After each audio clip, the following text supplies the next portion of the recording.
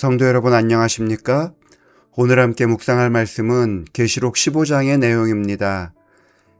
계시록 14장까지의 내용이 진행 중인 대쟁투의 사건을 예언했다면 15장부터는 앞으로 진행될 사건을 예언하고 있습니다. 1절의 말씀을 보시겠습니다. 또 하늘에 크고 이상한 다른 이적을 보매 일곱 천사가 일곱 재앙을 가졌으니 곧 마지막 재앙이라. 하나님의 진노가 이것으로 마치리로다. 1절은 일곱 천사가 일곱 재앙을 예비하고 있다는 말씀으로 시작합니다. 하나님의 진노가 이것으로 마칠 것이라는 표현을 보면 이것은 매우 심각하고 두려운 사건이 시작될 것을 알 수 있습니다. 일곱 재앙이 선포될 것 같은 긴장의 순간에 하나님께서는 요한에게 다른 모습을 보여주십니다.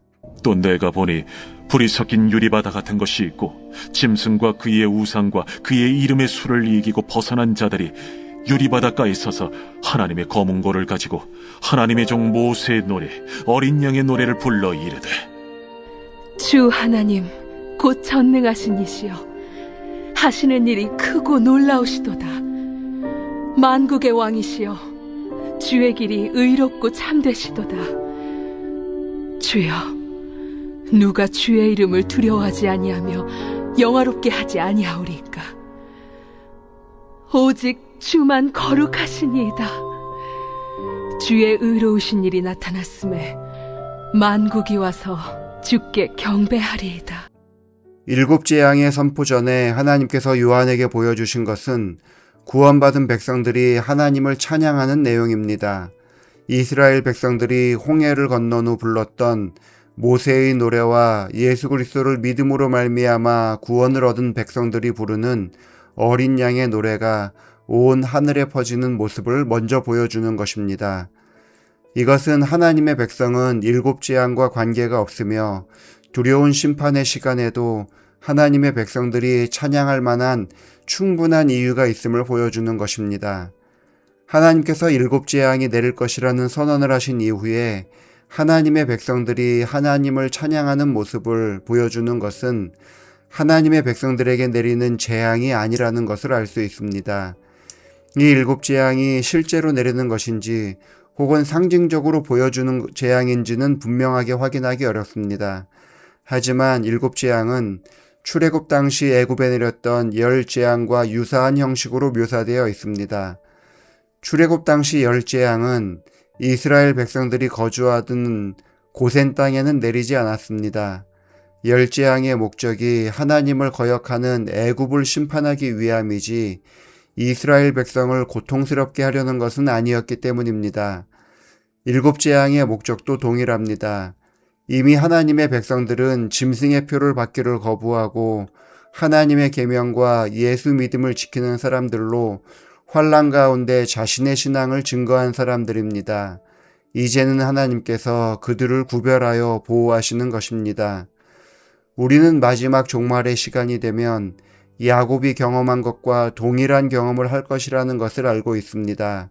그것을 우리는 야곱의 환난이라고 부릅니다. 야곱의 환난은 야곱이 야복강에서 하나님과 씨름할 때처럼 우리가 우리의 죄의 문제를 가지고 하나님과 씨름하는 것입니다. 사람이 얼마나 성실하게 죄를 회개했는지를 점검하는 시간입니다. 어떤 사람들은 야곱의 환난을 두렵게 생각합니다. 그래서 차라리 예수님을 믿지 않는 것이 더 나은 것 아니냐는 이야기를 하기도 합니다. 하지만 우리가 하나님과 씨름할 때에 하나님을 믿지 않는 사람들은 일곱 재앙으로 고통스러워합니다. 차라리 하나님과 씨름하는 것이 하나님으로부터 재앙을 받는 것보다 훨씬 더 나은 것 아니겠습니까? 하나님께서는 일곱 재앙으로 인하여 두려워할 백성들을 위하여 먼저 승리한 자들의 노래를 보여주고 계신 것입니다. 이스라엘 백성은 열 재앙이 지난 이후 자신들을 구원해준 하나님을 향하여 모세의 노래를 불렀습니다. 하나님의 백성들은 일곱 재앙이 지난 이후에 우리를 구원해주신 하나님을 향하여 어린 양의 노래를 부르는 사람들이 될 것입니다. 3절과 4절의 말씀을 다시 보시겠습니다. 주 하나님 곧 전능하신 이시여 하시는 일이 크고 놀라우시도다. 만국의 왕이시여, 주의 길이 의롭고 참되시도다.